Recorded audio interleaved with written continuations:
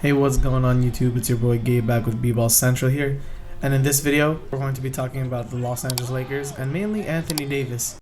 But before we get into today's video, y'all ain't subscribed. Tell them what they gotta do, Autumn. What do they gotta do? They gotta subscribe right now. Anthony Davis has been incredible this year and has recently been playing like an MVP candidate.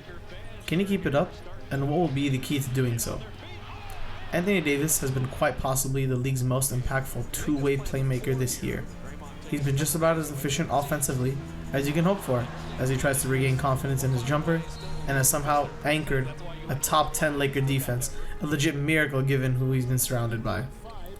When he enjoys stretches like the one he's currently on, he forces you to simultaneously wonder why this isn't the norm and whether it's fair to hope for that in the first place. But that's the way the talent works.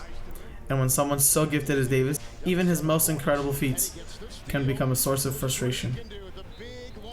So what has gone into his recent success and how sustainable might it be? For me, it all starts with the free throw line. Getting there in the first place indicates that he's consistently engaged and isn't afraid of how it'll go when he gets there. This year, Davis is shooting 83% from the line on 7 and 8 attempts per game. Both of those are significantly higher than the last couple of seasons and are important steps closer to the title run when he shoots 84.6% on a whopping 8.5 attempts per game. During this wild 10-game stretch he's had, Davis is attempting 10 free throws per game and hitting them at an 88%. The other thing about free throws is that they also showcase a proficiency in shooting all over the floor.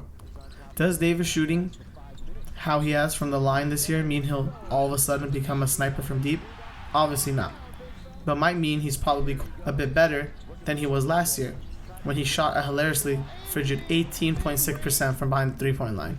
Yeah, probably, and that opens up the game for him, as defenders actually have to contest rather than try to suppress laughter when he rises up from the perimeter. Now this is where it gets interesting. So far this season, Davis has been incredibly discernible in his shot selection. He's taking fewer fadeaways this season than either of the last two. He's shooting fewer threes. Last year, he dunked the ball 111 times, which was way up from the 54 he had prior year. So for this year, he has 68, with 3/4 of the season still to go, a pace fairly consistent with that of 2020, when he dunked the ball 157 times. Even while the numbers would indicate he's improved as a shooter, it's critical that he maintains something close to the balance of interior and perimeter shot attempts he's fairly focused on this season. Obviously, there are more factors beyond how often and how well Davis shoots the free throw line that go into caliber the season he'll have.